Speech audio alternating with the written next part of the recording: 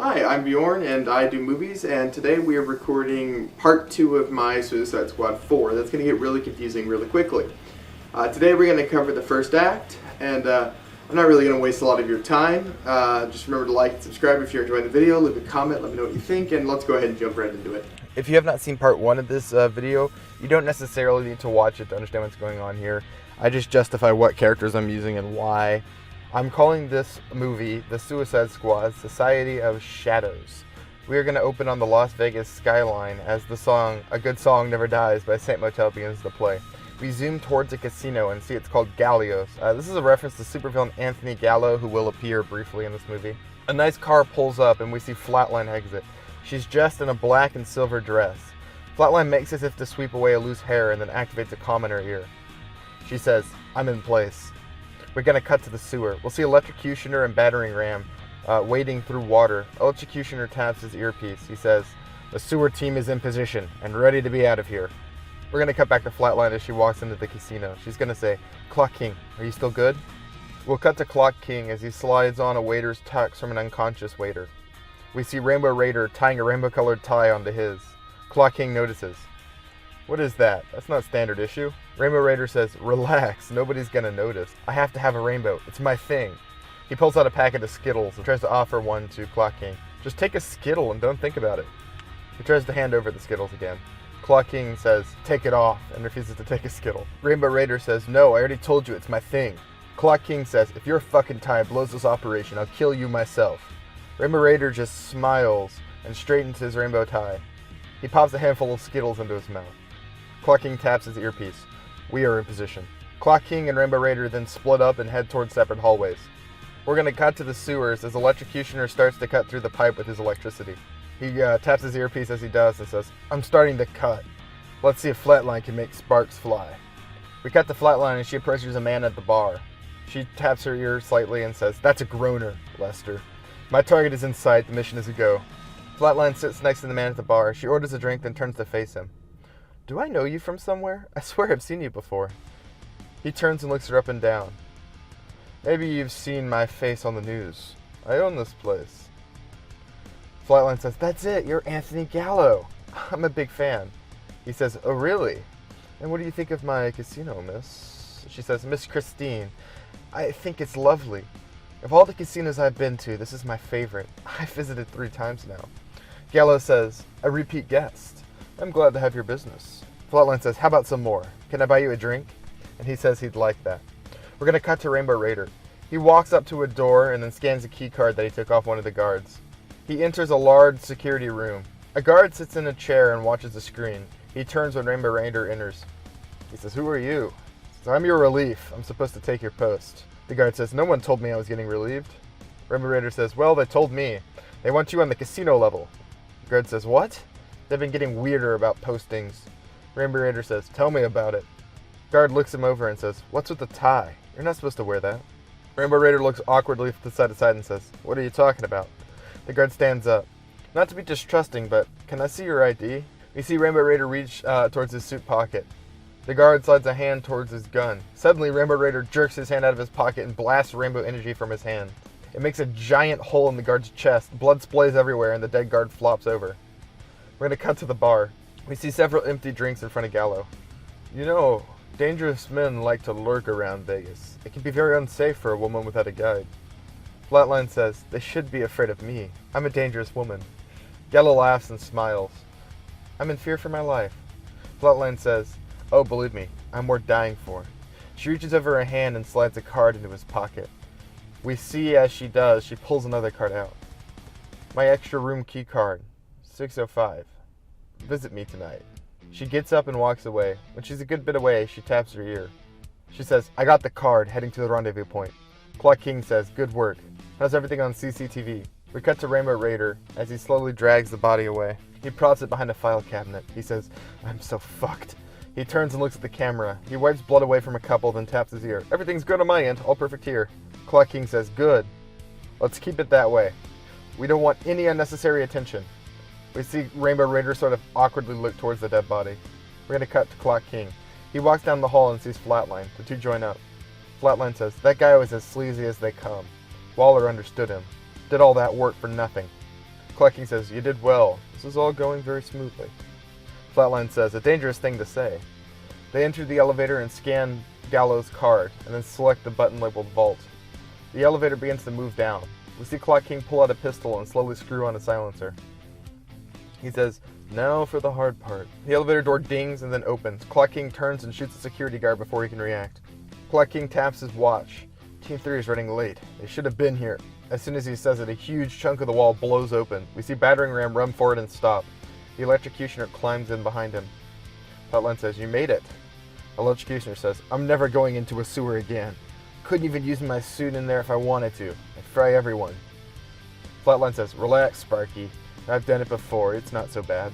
Clock King taps his watch. No time for chatting. The vault's just ahead. Battering Ram looks at it and says, this puny vault won't stand a chance. Time won't be an issue. They enter the vault room.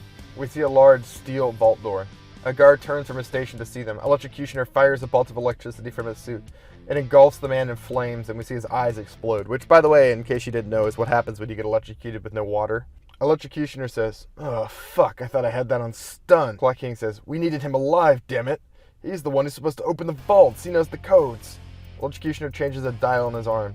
It won't happen again. Battering Ram says, we don't need him at all. I can handle this vault. It doesn't look like it's made of the strong enough stuff to stop these horns. Flatline looks at it and says, it looks like it's solid steel. You sure you're up to it? Battering Ram says, I've destroyed worse. This is a piece of cake. He steps up and puts his head down. He runs full speed at the vault. He hits it hard with a ding, then bounces back. You hear the crack of his neck as it breaks. He falls to the floor dead. Flatline looks at him for a second and says, well, he's dead. Clock King says, I can see that. That's just great. We're following the real backup plan now. No more deviations. Electrocutioner, open up the vault. He says, sure. He drops a welding helmet over his face, and electricity arcs from his hands and forms a sort of giant electric torch. He starts to cut through the vault like it's a lightsaber. On the casino floor, we see a woman in a white and black dress approach a guard. She says, sir, I saw someone unusual enter that back area over there. He didn't look like a security guard. Guards say, oh, I'm sure it's nothing to worry about. Probably just a drunk. I'll take a look. As he walks off, we see the woman grow a sly smile.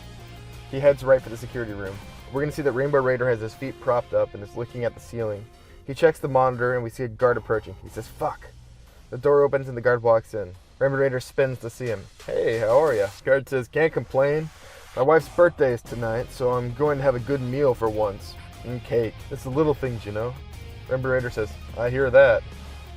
The guard says, you see anything unusual on the monitors? Got a report of someone stalking around back here. Probably a drunk. Rainbow Raider says, I haven't seen anyone. You're welcome to take a look. Guard says, no, I'm sure it's fine. He looks over Rainbow Raider and says, what's with the tie? Rainbow Raider is going to kind of panic. He's going to go, corporate thing. Guard's going to say, I didn't hear anything about that. Rainbow Raider's going to go, yeah, it's part of the LGBTQ rights push. They sent a memo. Guard's going to say, oh, okay, I'll have to get myself one. The guard looks towards his feet as we see a pool of blood there. It's running from the dead man in the corner. The guard slightly turns and sees the body. He slams the panic button on his belt just as Rainbow Raider kills him. Rainbow Raider touches his earpiece. Fuck, they found me! Put your asses in gear. We're gonna cut to the vault room. We'll see Electrocutioner finish cutting into the vault. He kicks the door and it opens up. We see Flatline dragging Battering Ram's body into the sewer. Clock King enters the room. We've been made. Rainbow Raider got himself seen. Flatline says, damn, we still have the inner vault. I knew we should have put someone else on cams. Clock King says, without the combos from that guard, we're fucked. Flatline says, I got it. She walks over to the guard's body and touches it. We see a ghost with no eyes and burn marks. It glows blue. I can't see. Where am I? It's so cold. It whispers. Flatline says, hey, focus up. Can you hear me? The ghost says, where am I? It's all blackness. Flatline says, I know. I can help you. I just need some help from you first. Today's codes for the vault. What are they? I don't know where I am. I can't feel anything. Flatline says, I know. You have to focus on today's codes. What are they? I wrote the number down in my drawer. The combination that opens it is 743. I just want to go home. Flatline turns to open it and then stops. Do you have any last words or want anyone to know something? The ghost realizes that he's dead. He looks down with sorrow and says, I'm dead. That's right. A man killed me, my wife. Tell her I'm sorry that I couldn't be there to see our daughter. Tell her I love her. Flatline says, I will. Don't worry. The other side isn't so bad. She touches his chest and he vanishes into blue smoke. Flatline moves to the drawer and puts in the code. She takes out the sticky pad with the code to the vault and hands it to Clock King. As he takes it and enters the vault.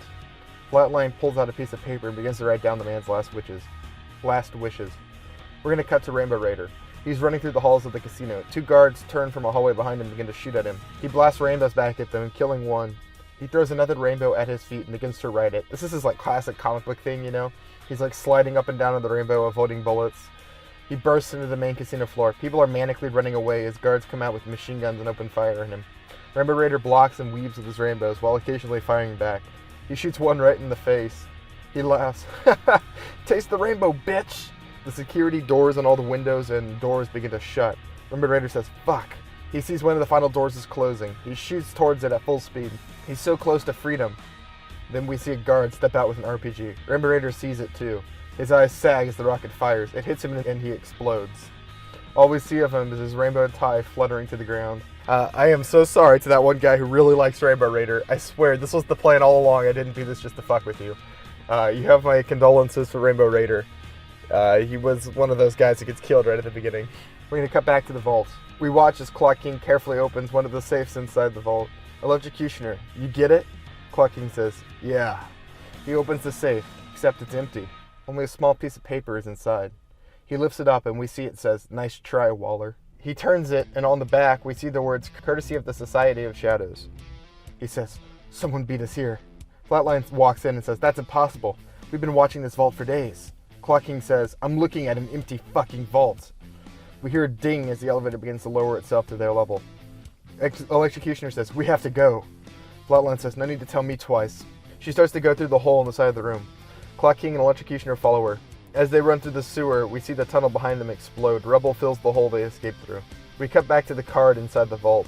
Here we're going to do the diegetic title drop. You know, it's a staple of these movies at this point. We're going to see the word The Suicide Squad above the word Society of Shadows. We're going to cut to a doctor's office. We'll see a doctor sitting in a chair with a young man in front of him. He's going to say, do you understand what I'm saying? We'll see Chemo, who is the young man, and he'll say, the chemotherapy isn't working. I have a month to live, maybe 2. The doctor says, I'm afraid we've extinguished almost all conventional options. I'd say you can try to enjoy the time you have left with your loved ones, or there's one more unorthodox option. Chemo's going to ask him what it is. Doctor will say, I have a colleague, a doctor by the name of Ramsey Norton. He's developed a new treatment for aggressive cancers. It is showing great results in the lab. Just a month ago it was approved for human testing. We've been looking for a test subject with suitable conditions. I believe your case might just meet the criteria. It would not be a kind treatment. You may well wish you were dead by the end of it, and I can't guarantee you it will save your life. Chemo's going to say, but there's a chance it will save me. The doctor will say, yes, a good chance. Chemo says, I'll think about it. We'll cut to the roof of a house. We see Chemo laying on the top of the roof. He's staring up at the stars. A young woman climbs through a window and joins him. Her name is Kim. She's his girlfriend. Kim says, bad news, I take it. Chemo says, it's fatal. I have 1, maybe 2 months. Kim's going to begin to cry. She'll say, it's going to be okay. 2 months is a long time. Not as long as we would have hoped for, but we have time. She grabs his hand and holds it tight. He says, there's more. The doctor told me they want to test a form of chemotherapy on me. It's cutting edge and dangerous. It would be the first human test. It could cure me, but it could also kill me. Kim asks if he's going to do it, and Chemo says, I think so. What do I have to lose? She replies, your life. And Chemo says, I'm already losing that. I'd give it now for a chance of staying with you. She turns and kisses him. We're going to now cut to a treatment room. We'll see Chemo's hooked up to an IV. He sits in a room surrounded by his parents. A doctor in a lab coat wheels in an IV with a glowing green liquid. Doctor says, you ready? Chemo's mom says, you can always say no, sweetie. It's not too late to stop. Chemo says, it'll be fine, Mom. I'm ready. They hook the IV up to him. We see green liquid begin to fill his veins. They all start to glow green. He begins to cry out and shake in his chair. It hurts! It burns! He yells. The doctor says, it's fine. Some pain is expected. The discomfort won't last too long. Chemo looks up and screams. We'll see that his eyes are green. Blood starts to run from the doctor's nose. Chemo's mother and father also begin to have blood run from their nose. The doctor notices the blood. Something's not right. I feel wrong. The doctor tries to head towards the door but falls to the ground. Chemo's mother and father begin to cough up blood violently. It's running from their eyes and ears now. Like nasty boil blisters begin to pop across their body. Chemo says, "What's happening? Someone help! There's something wrong!" 3 doctors rush into the room. They make it 4 steps before they too begin to bleed from their noses. Boils appear all over their body, and they quickly fall to the floor. Chemo's parents aren't breathing anymore. He notices and shuts his eyes tight. We're going to cut to the Belle Reve prison cell. We'll see Chemo laying on a bed with his eyes shut. We focus on his sleeping face. He opens them, and they are glowing green. He sits up and looks around the room. It's sparsely decorated. It has a small bookshelf with a little table and only 1 chair. The front half of the room is a mirror. We zoom out until we're through the mirror, and we see it's actually like a 2-way mirror, and Amanda Waller and Clock King are watching him. Waller says, "Matthew Esposito, aka Chemo. 2 years ago, he underwent an experimental form of chemotherapy. It was a disaster. Killed 11 people, including his own parents. The kid is a walking radioactive reaction. Sets off Geiger counters everywhere he goes. He's going to be your replacement for Rainbow Raider." Clock King says, "The radioactive man? How the hell is he supposed to help?" Waller says, "I have my ways." She presses a button on the console. "Mr. Esposito, could you hear me?" He sits up and turns towards the mirror. "Yes, I can hear you. Please approach the phone station." Chemo sighs and walks towards the glass window. He sits down in a chair and picks up the black phone. Waller presses a button and the 2-way mirror becomes a window. He says, "What do you want?" Waller says, "To offer you a chance to leave this prison." Chemo says, "I can't leave and you know it." Waller says, "I assure you, you can leave. We have developed something to aid you. We have a mission that needs your skills." Chemo says, "I'm not interested. I'm too dangerous to be allowed outside." Waller says, "We'll see about that. Please step towards the doors of your cell." Chemo looks confused. "I'm not supposed to leave here." Waller says, "Please do as I say." Chemo moves towards the doors. They open. He steps into a room. We see Geiger counters on the wall. As Chemo walks by, they jump to their highest setting and make a clicking sound. It sounds like this, by the way, for those who've never heard it.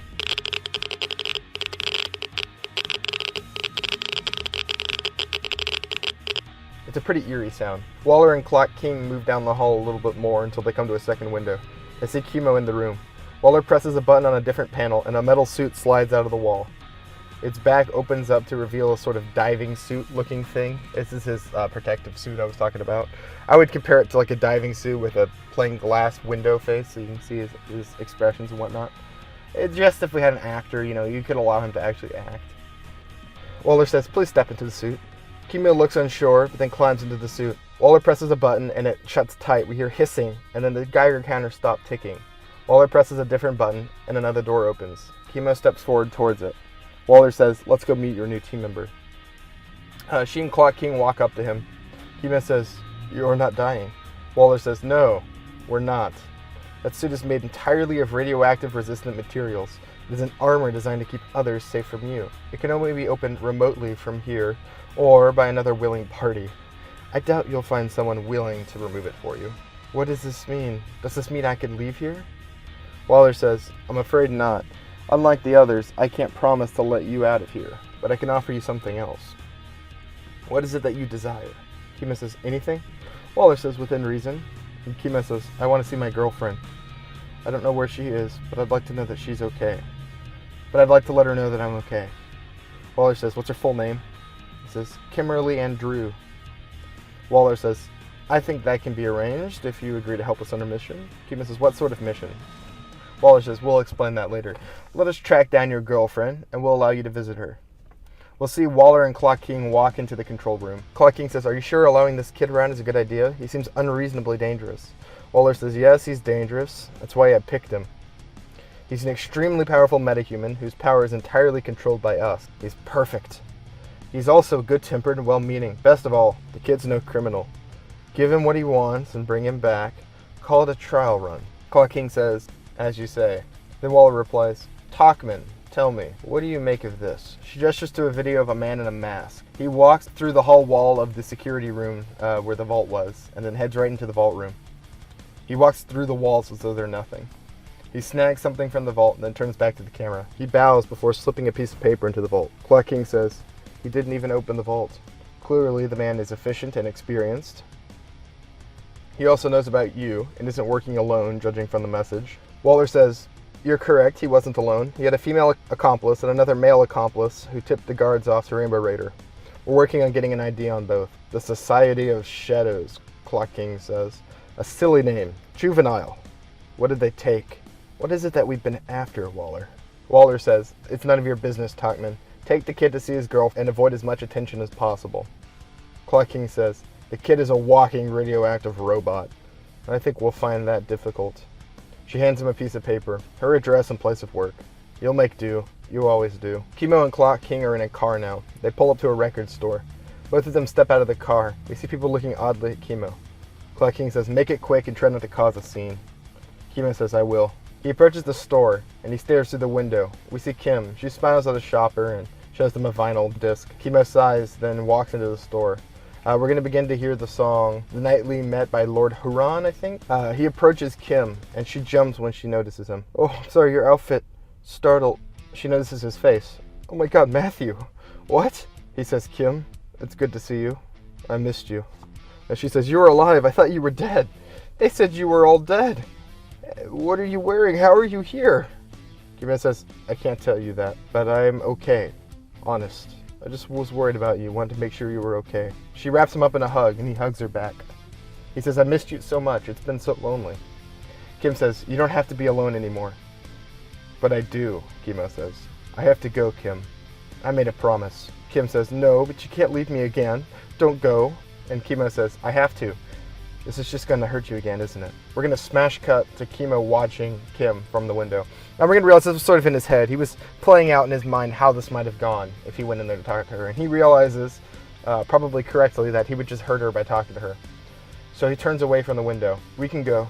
I got what I needed. You sure? Chemo says, I am. We're going to cut back to Belle Reve. We'll see Waller walking down the hall and approaching his cell. She opens it and we see a redhead woman sitting on the floor surrounded by painted runes. This is Lilith Clay. I mentioned her in the first video. I knew you would come. You want to ask the same question as always. The answer will be the same. Waller says, maybe. Tell me how I die. Waller holds out her hand and Lilith takes it. We see flashes of images. Waller dead on the floor. Blood runs from her mouth in pools. Lilith Clay says, it is the same. You are dead in a pool of your own blood. That is your future. Waller says, thank you, Miss Clay. She turns to leave. Lilith Clay says, it won't change, you know. So many others have tried, and it never does. Waller says, the others weren't me. We're going to cut to the car with Clock King and Chemo. Clock King's going to ask him why he didn't talk to her. And Chemo will say, she seemed happy. Maybe she was able to move on her own way. I'd only leave her again. Why reopen old wounds? The last thing I ever wanted was to hurt her. And Clock King says, it was a good choice. What we do is dangerous. There's a chance you'll be dead before the month is out. Chemo says, it's funny. I've heard that before. He says, just what is it that we do? We're going to see Flatline lounging on a chair with her feet up. She's listening to music. Suddenly, Sportsmaster walks into the room. Flatline looks up and smiles. We're going to cut to the briefing room with the projector. You know the room. Flatline says, it's Sports Douche. I see Waller's letting anyone on this mission. And he's going to say, you're one to talk, emo Emily. Then he's going to make a not safe for YouTube joke about cutting because she looks like an emo. Flatline's going to say, oh, good one. Really creative. I'll have to write that down so I don't forget it. Oh, shit, I must have misplaced my pen, she says after patting around herself. Next we see Electrocutioner walk in and take a seat. He turns and looks at them and says, Flatline, is this the same wild goose chase as before? Flatline shrugs. Don't know. I haven't been told. She never tells us shit. Electrocutioner says, shocking. Flatline snorts a laugh. You and your puns. I'd swear you're the corniest man alive. Electrocutioner just shrugs. Clearly you never talked to Rainbow Raider. Flatline says, I did say alive. Electrocutioner laughs out loud. Oh, that's bad. You know, sooner or later it's going to be one of us that gets fried. Sportsmaster says, maybe one of you two. I don't plan on dying. This is my last gig, and I won't be a cliche. Well, the dead never do. I would know. I've asked. Chemo and Clock King walk into the room. They each take different seats far from each other. Sportsmaster and Flatline study Chemo. Sportsmaster whispers to Flatline, you seen him before? And she says, nah, he's new. Sportsmaster says, I hope he's not another cyborg. I've had enough of robots. Flatline says, I'm going to go find out. She starts to climb over the seats until she's sitting next to Chemo. She offers him a hand and says, yo, I'm Nakia, but you can call me Flatline. He says, I'm Matthew, but they've been calling me Chemo. What is this? Flatline says, oh, you're fresh off the boat, eh? This is the Suicide Squad, and we do things for Waller. Chemo says, like what? Flatline says, I fought a cult once. For Waller, that is. Chemo says, that's cool. And Flatline says, I know, right? She says, so what do you do? Chemo stops and thinks about it and says, I'm radioactive. And Flatline says, like Chernobyl? And Chemo says, I guess. She looks uncomfortable. Should I be this close to you? Chemo says, Waller says the suit keeps you safe from me. Flatline asks if it works, and he says, if it didn't, you would already be dead. Flatline says, not exactly a ringing endorsement, and Chemo says, what about you? What do you do? She looks at him, raises her eyebrows, and says, I see dead people. She laughs. It was good to meet you, Matthew. Hopefully you don't die. She climbs back over to her spot next to Sportsmaster. Suddenly, Waller enters the room with the hat in tow. He's a Japanese man, probably, 28, 30, and he's got a big top hat on. The hat takes a seat as Waller turns on the projector. She says, hello, everybody. She clicks a button, and security footage of a mysterious woman appears. It's the same woman who was wearing black and white we saw talking to the guard that got Rainbow Raider in trouble. She says, this is Grace Barlin, a marine biologist who specializes in research involving dolphins and other marine mammals. She was employed at Gotham Aquarium until it was shut down 7 years ago. She became a ghost until she appeared at Gallows to ruin our previous mission. We believe she is deeply connected with the organization we're calling the Society of Shadows. Waller clicks the button again, and a satellite photo of Gotham Aquarium appears. We have tracked her to the very same aquarium she used to do research with. It's abandoned and run down, but we suspect she's using it as some sort of headquarters. Your mission is to apprehend Miss Boleyn and interrogate her for any information she might have on the Society of Shadows. If you are successful and we capture the Society of Shadows alongside the stolen goods, I have arranged full pardons for each of you. Any questions? Electrocutioner raises his hands. Yes, Waller asks. Electrocutioner says, when you say pardons, you mean like a pardon? Waller says, yes, I did say a full pardon. Electrocutioner says, but like even for murder? Multiple murders. Waller says, that is what a full pardon means. Flatline raises her own hand. And all we have to do is catch the scientist and her friends? Waller says, that is correct. And any other questions? They are all silent. Waller says, then let's go. We're going to cut to the tarmac, where we're going to do our team-up shot of the squad. We're going to hear the song Boilermaker by Royal Blood play. I'm starting a trend here. I'm going to do this across all three movies. I'm going to use a Royal Blood song for every team-up shot. I think that band is awesome, and they literally write nothing but songs that work perfect as a team-up shot. We're going to see Electrocutioner pull out a cigar. He lights it with his electricity as they walk. Flatline walks next to him and blows a bubblegum bubble. Clock King checks his watches as he walks. The hat pulls his top hat off his head and pulls out a bottle of booze. He shakes it, then throws it, because it's empty. It shatters on the ground as he pulls out another one. He pops the cork and starts to drink. Chemo stops and looks up at the sky. He smiles as he sees the sky for the first time in 2 years. The camera pans around, and we see it's an RV, not a helicopter, continuing the trend of them never getting in a helicopter again. Flatline says, oh, it's a road trip. Great. Sportsmaster says, beats the cow trucks. Flatline says, that's a good point. It could always be worse. Sportsmaster says, I miss the helicopters. Not subtle enough for Waller, I guess. Electrocutioner says, you guys rode in helicopters? Sportsmaster says, once or twice. Electrocutioner said, damn, I never got that. I'm shocked. Flatline points out that he already made that pun. Electrocutioner shrugs. There are only so many electricity puns you can use. I wind up recycling. We're going to cut to the masked man from the casino. He's sitting in a room and watching a bunch of TVs with many different stations. On one, we can see security footage of the tarmac. The woman who was in the black and white dress walks in. There you are. They've taken the bait. The masked man says, there you are. They've taken the bait. They're heading to the aquarium, I'm sure. The breadcrumbs we've left should be enough. Grace says, then I'll be waiting.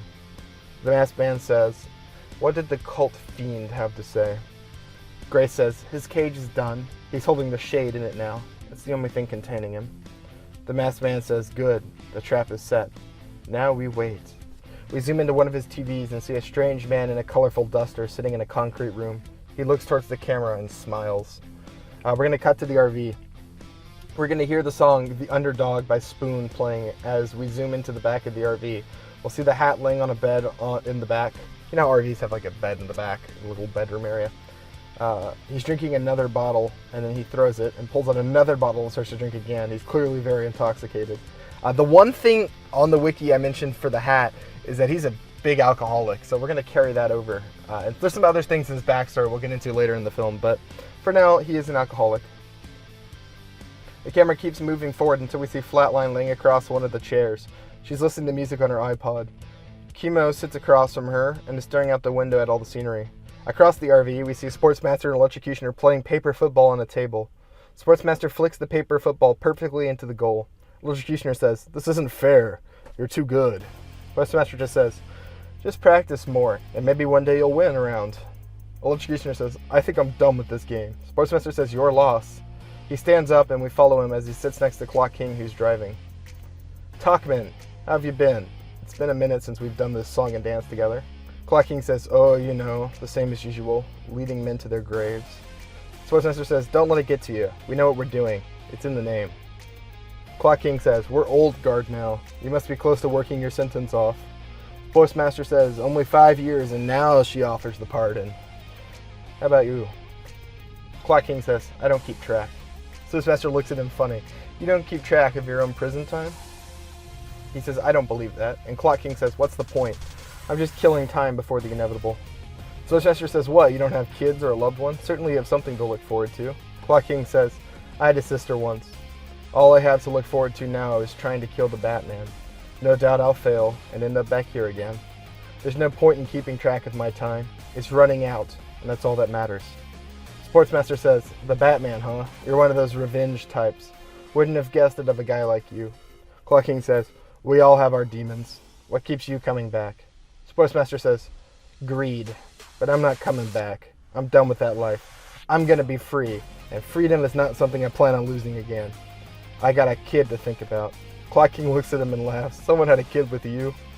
Sportsmaster says, "You're telling me, man. I'm not the fatherly type, but the kid's got my eyes and my skills. It's hard not to care. She's got to be 14 now." Clock King says, "I raised my sister. I know the feeling." Sportsmaster says, "I never had siblings." And Clock King says, "Yeah, I can tell." Sportsmaster says, "Always right to the throat with you." Clock King says, "I'm efficient like that." We're going to do a little gag sequence where the RV pulls into a road stop. We'll see the Suicide Squad come out and stretch their legs. We see Chemo stop and look at the flowers on the ground. Flatline's going to notice and smile and says, "I guess you're a big flower guy, huh?" Chemo's going to say, "I haven't seen a flower in 2 years. My mother used to grow flowers like this in her yard. It's just nostalgic." Flatline says, "My mom wasn't too much of a gardener. She was too good at killing stuff to leave any plants alive." Chemo says, "I'm the same now. Without this suit, these flowers would wither." We're going to see Electrocutioner walk up to a vending machine. He funnels some electricity into it and several snacks fall out. He looks over at the ATM machine next to it and smiles. We're going to cut to the team getting back into the RV. We'll see Electrocutioner's money jammed into the pockets of his suit. Alright, we're going to cut to a cancer treatment facility. We're going to see Waller getting chemotherapy. She has no hair and a wig sits next to her. She's reading a book of Arthurian legends, and we see she's turned to a page on the Philosopher's Stone. She shuts it as the doctor walks up. Doctor says that they're ready for her. We see her in a CAT scan machine. It hums and whirls as she lays inside of it. They pull her out, and she stands up. They tell her scan was successful, and she asks how they look. The doctor tells her that they won't know for a few days. I'm going to kind of breeze over this scene. We see the gang go to Gotham. They pull in, and they talk about the Batman for a while, and they each talk about how they could probably take him on. Waller informs them that they don't have to worry about the Batman, that she waited until the Justice League had an operation. And now we're going to see them walk into the Aquarium. They approach the Aquarium. It's a very large building surrounded by a chain link fence with private property signs. It's covered in graffiti. The Hat drunkenly sits up from his bed and asks if they're there. And then they team up. Electrocutioner says that he should stay with the car because electricity doesn't really agree with water, and an aquarium might not be the best place for him. Clock King tells him to stay here and be ready. Electrocutioner says, "Sure." We watch the squad unload and enter the aquarium. Then we see Electrocutioner smile and look behind the RV at a strip club. He pulls out some of the money from the ATM and heads over. The inside of the Gotham Aquarium is falling apart. A large model of a whale hangs from the ceiling. It's covered in mold and graffiti. The walls are fitted with aquariums with water that have gone green. Flatline says the place is a dump, and Chemo agrees. He says, "I used to come here as a kid. What happened?" Clock King says that they lost funding. Sportsmaster comments that Central City has a better aquarium, and that Gotham can suck it. The squad moves through the maze of exhibits until they come to a large underwater tunnel. You've seen these if you've ever been to an aquarium.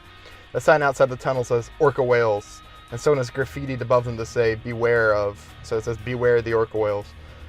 They stop and nervously study the tunnel. Sportsmaster chuckles and moves into the tunnel. "What's to be afraid of? Look at that water. There's nothing living in that." The rest of the team follow him. As they move, we see something swimming in the murky water. Chemo stops and turns to look into the water. He says, "I think there's something out there." Sportsmaster says, I already told you there isn't. Chemo leans in and looks. Suddenly a black shape launches from the depth and smashes through the glass of the dome. It's Orca, the villain, as the actual Orca. She grabs Chemo and smashes through the other side of the glass tunnel, dragging him into the depths. The entire glass tube begins to flood and crack. The squad is in danger. Flatlining Clock King and the Hat run in the way they came. Sportsmaster is cut off by the rushing water. He clicks his boots together and this board pops out. I'll say it's like a built-in snowboard / surfboard in his boots. It's super goofy, and it's something right out of the comic books. So he's going to start riding the water like a wave, and he's able to quickly zoom to the other side of the aquarium before he's, drowned or anything. The others aren't as fast. Glass above them begins to shatter and starts to flood in with water. The Hat pulls his hat off. He reaches inside and pulls out a silver spear. He throws it down and it explodes. The water stops its movement and the glass stops breaking as his time has been frozen in a tiny bubble. The Hat says, that won't hold long. We have to run. They make it to the staircase just as the tunnel starts to completely flood with water. Inside the tank, we see Chemo getting slammed into the tank's floor by Orca. He punches her with his metal fists. Orca lets him go and vanishes into the murk. He tries to contact Waller. Waller, can you hear me? Do you see this thing? Let me open my suit. Waller doesn't reply. We hear only static. Suddenly, Orca reappears from the darkness and clashes into Chemo again. She drags him against the floor. Again, Chemo punches her fruitlessly. And then, suddenly, he's struck with an idea. He finds her eye and jabs it with a finger like you're supposed to do in a shark attack. Orca lets out a howl and leaves him again, vanishing into the darkness. Chemo turns and sees the aquarium wall. A metal ladder is bracketed there, and he starts to climb. We're going to cut back to the other team, and we'll hear the Hat say, what was that? I've had a bit to drink, but I'm pretty sure I saw a big fish. Clock King says, I saw it too. No doubt a creation of our marine biologist. Flatline's going to ask if they think Chemo is dead, and Clock King will say, could be. I can't seem to reach Waller. Flatline's going to say, what do we do? Clock King says, we find the target and capture her. If this creature is hers, then we'll make her stop it for us. See Sportsmaster climbing through a plaster coral reef. He's grumbling to himself about water and fish. He sees a door that says staff exit. He opens it and finds the top of the giant aquarium with the tunnel. As he walks in, we see a large amount of old and abandoned equipment. Suddenly, something emerges from the water. Sportsmaster pulls out his razor frisbee and is primed to attack before we see it's Chemo climbing out of the tank. Chemo says, it's in the water. I got that. What is it? It looked like a big fish. Right as he says it, Orca leaps from the tank and lands between them. Sportsmaster says, oh, fuck. It's more of a whale. He throws his razor disc. It leaves a scratch on his shoulder. Orca turns to face him and snarls out words. Big mistake. Sportsmaster goes, oh, it talks. He turns and runs as Orca jumps back into the water. As he runs, Sportsmaster looks down into the murk. We see briefly that something is moving in the water. Chemo is running after him. What's the plan? I couldn't reach Waller to open the suit. No plan. We kick its ass. He turns and notices some rope on the wall. He pulls out his expanding javelin from the previous movie. Ahab style. Under the water, we follow Orca as she hunts him. We can see one of her eyes is bleeding from the gouging and she has trouble seeing. She loops up out of the water and trying to snag Sportsmaster, but misses just as he jumps away. He spins and sticks her with his javelin. She lets out a monstrous shriek and then vanishes into the tank again. We see rope being pulled in after her. Sportsmaster holds the end and is pulled in towards the water. He taps his shoes and releases the board again. He's pulled on top of the water like he's skiing by Orca. She tries to pull him into a big metal bar laying across the tank for feeding the fish. He jumps over it and skids on it, releasing sparks. Then suddenly, the rope starts to swim back towards him, and the line goes slack, and he falls into the water. She has figured out what he's doing. Shit, he says. He clicks away the board and starts to try to swim towards the walkway, but as he does, we see a black fin rise out of the water behind him. It gets closer and closer. We're doing an homage to the dock scene from Jaws, where he's barely making it to the, to the dock. He barely makes it to land. Orca jumps onto the platform and smacks him. He tumbles to the ground a foot away with blood on his face. Orca says, "You speared me, and now you'll die." Orca moves towards him and opens her jaws. Sportsmaster says, "The thing is, I carry 2 spears." Suddenly, we see Chemo appear from behind her. He lifts a javelin into the air and stabs Orca all the way through. The creature lets out a pained cry and then yoinks the spear out. Blood begins to leak. The creature falls to its knees and begins to shrink. Soon it's just Grace Baleen. Chemo says, "And that's how you catch a white whale." And that's the end of the first act. They've captured Orca, and we've had a fun action sequence or two. We lost 2 squad members. We've lost, of course, Battering Ram and Rainbow Raider, both of which will be missed. Rest in peace. All right, I'm going to go ahead and go into the outro. I hope you all enjoyed. I hope you enjoyed the video. Part 2 should be coming out sometime the next month, probably. I'm going to do a Deadlands before then, which I'm already writing right now, so it shouldn't take too long to finish. I have another video coming out between now and then, which is very, very different, and has already been filmed and is currently being edited. I think y'all might be surprised by that and find some enjoyment in it. So remember to like and subscribe if you enjoyed the video. Comment below, tell me what you think, things you change, things you think are going to happen. Guess the ending, go ahead, and I'll be enjoying that. I'll try to reply to everyone, and thanks for watching, y'all.